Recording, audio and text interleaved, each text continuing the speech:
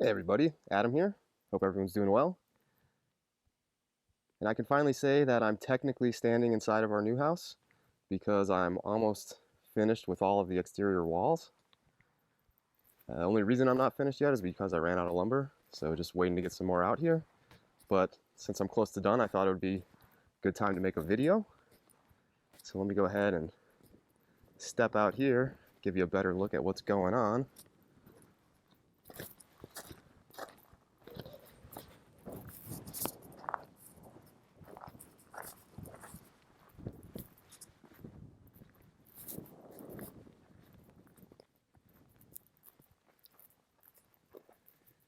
So here's where we're at.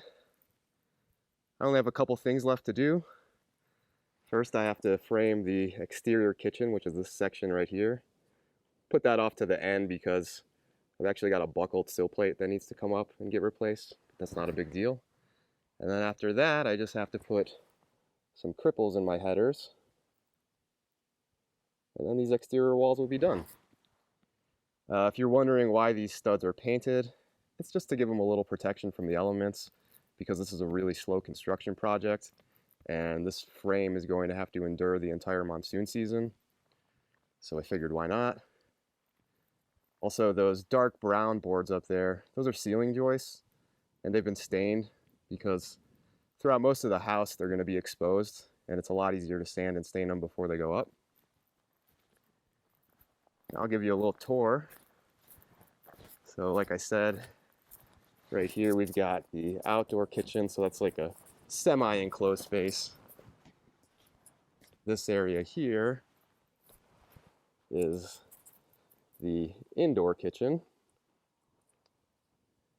Got a sliding glass door here. Bathroom and bedroom going over here in this corner. A little corridor right here. And then this area here is the recording studio slash entertainment room. And this is basically going to be our living room whenever we're not using it as a studio. And so far the loose plan is probably put a desk in that corner, a big sleeper sofa here,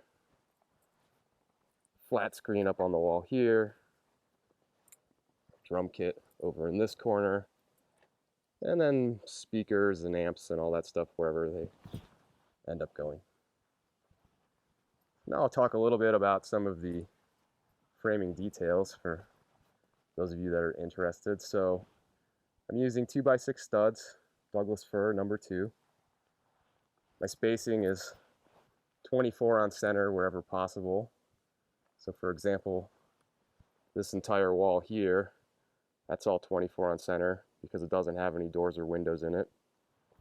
If you're using 2x6s or 2x8s, you don't have to do 16 on center. 24 on center is fine. You only need to do 16 if you're using 2x4s.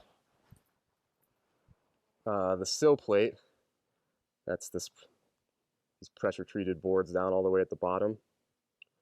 That's been sealed underneath with Loctite premium construction adhesive, and that's doing a few things for me. It's creating an air seal under there. It's also creating a little bit of a capillary break.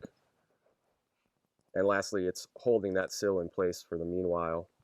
So now what I can do is I can drop a wedge bolt every 4 to 6 feet, and then this frame isn't ever going anywhere. Also, just a tip for those of you who might be doing a similar project, if you use a conventional sill seal underneath there, so that's like a thin strip of polyethylene foam, you don't have to use pressure treated boards because the boards aren't touching the concrete, and that's in the code. So that's a way you could save some money, especially if you're doing like a much larger house. The cost of pressure treated could really start to add up. You may have noticed, if you're familiar with framing, that there's some unusual details around some of the rough openings, like these cleats here under this windowsill. That's because a lot of these rough openings I put up after the main wall went up, and I did that to make the 2x6 frames lighter because these 2x6 frames are very heavy. So if you do your rough opening after the fact, it takes about 30 or 40 pounds off the weight of it. Another little detail some of you might be interested in. My fastener of choice for this project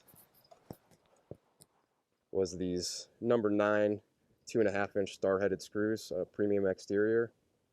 By far my favorite screws for carpentry. The star head is so much better than a Phillips head.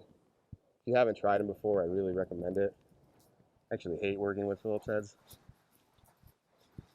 And yeah, I think that about does it. Also, maybe worth mentioning, these 2x10 ceiling joists, they're not actually going to be supported by these cleats. Those are temporary. Those are going to get removed, and a full-size jack stud is going to go up vertically underneath them for maximum compressive strength.